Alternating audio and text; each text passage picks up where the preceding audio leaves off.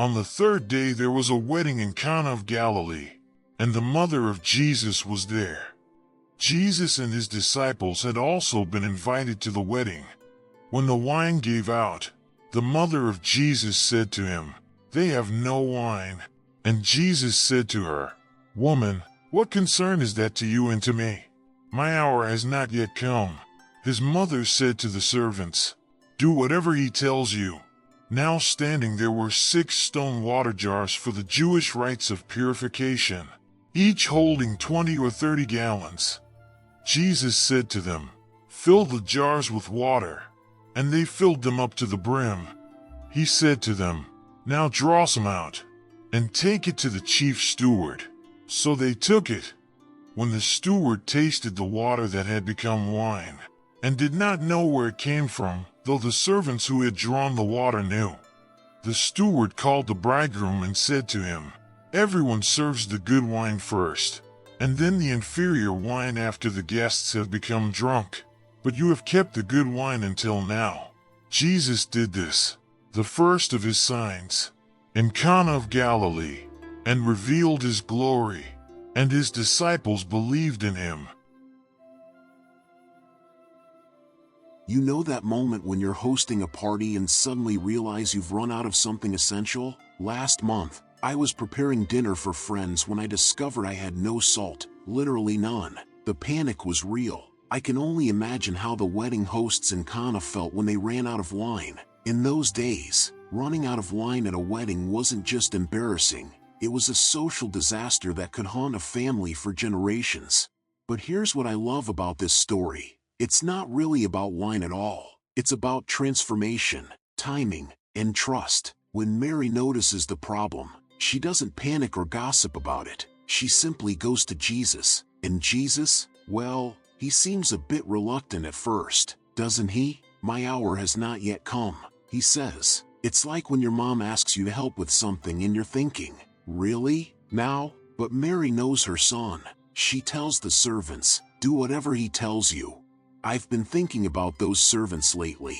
Imagine being told to fill huge stone jars with water, jars meant for washing, not drinking, and then serve it to the wedding steward. That took some serious faith. They had no guarantee this would work out. They just trusted and obeyed. How often do we miss miracles because we're too afraid to take that first step of faith? And then comes the beautiful twist. Not only does Jesus solve the problem, but he makes it better than it ever was. The steward is amazed. This is the best wine he's ever tasted. Jesus doesn't just fix things, he transforms them into something extraordinary. That's what he does with our lives too. He takes our ordinary water, our daily struggles, our mundane routines, our broken dreams, and transforms them into something beautiful. I remember when I was going through a particularly difficult time in my career. Everything seemed to be falling apart, and I felt like I was just going through the motions, like those servants filling jars with plain water. But looking back now, I can see how God was working behind the scenes, preparing something much better than I could have imagined. Sometimes we're in the water stage of our lives, not yet seeing the wine that's coming. The practical application here is profound. When we face our no wine moments, those times when we feel empty, depleted, or like we have nothing left to offer, we can bring our emptiness to Jesus. But here's the key. We need to be willing to do whatever he tells us, even when it doesn't make sense. Fill the jars with water. Serve what seems ordinary. Trust the process. Mary's role in this story is beautiful too. She notices the need, brings it to Jesus, and then steps back with complete confidence. Do whatever he tells you. That's the kind of faith we need. Not demanding specific outcomes, but trusting that Jesus knows what he's doing, even when his timing seems off to us.